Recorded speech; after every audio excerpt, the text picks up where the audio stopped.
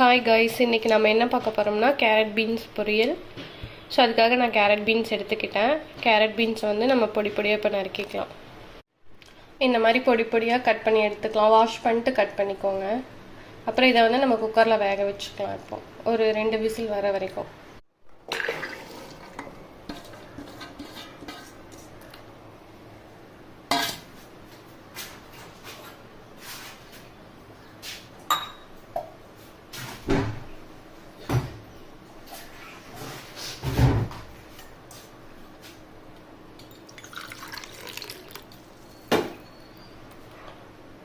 இவ்வளோ இந்த சின்ன டம்ளரில் தண்ணி ஊற்றினா போதும். 2 விசில் வந்துருச்சு, விசிலும் போயிடுச்சு. இப்போ நம்ம வேக வச்ச கேரட் பீன்ஸ் வந்து தாளிச்சிக்கலாம்.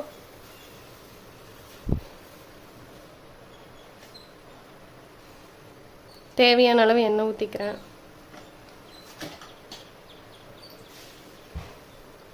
எண்ணெய் காஞ்சதும் நம்ம கடுகு உளுந்த பருப்பு போட்டுக்கலாம்.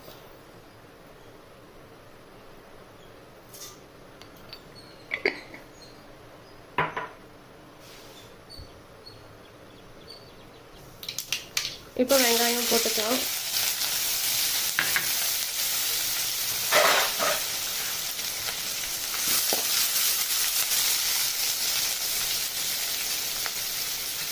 கொஞ்சோண்டு கருவேப்பிலை போட்டுக்கலாம்.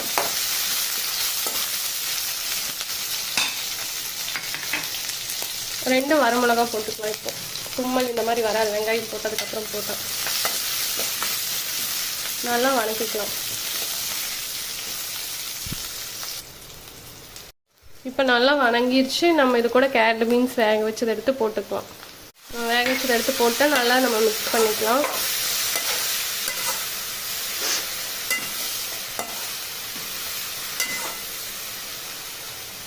இப்போ தேவையான அளவு உப்பு, கொஞ்சோண்டு மிளகாத்தூள் போட்டுக்கலாம்.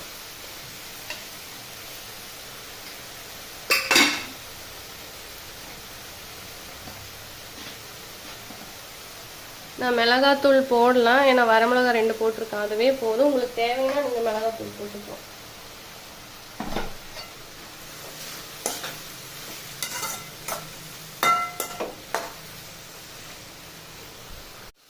இப்போ இது கூட நம்ம தேங்காய் போட்டுக்கலாம். கொஞ்சம் நல்லா வதங்கினதுக்கப்புறம், நம்ம ஆல்ரெடி வேக வச்சுருக்கோம், இருந்தாலும் கொஞ்சம் இதானதுக்கப்புறம் நம்ம தேங்காய் போட்டுக்கலாம். தேங்காய் போட்டால் டேஸ்ட் நல்லாயிருக்கும். போடணுங்கிற நெசசரி இல்லை, நான் போட்டால் ரொம்ப டேஸ்ட் நல்லாயிருக்கும். அவ்வளோதான், ஒரு 2 மினிட்ஸில் நம்ம ஆஃப் பண்ணிக்கலாம். நல்லாயிருக்கும், ட்ரை பண்ணுங்கள். ரொம்ப சிம்பிள் தான்.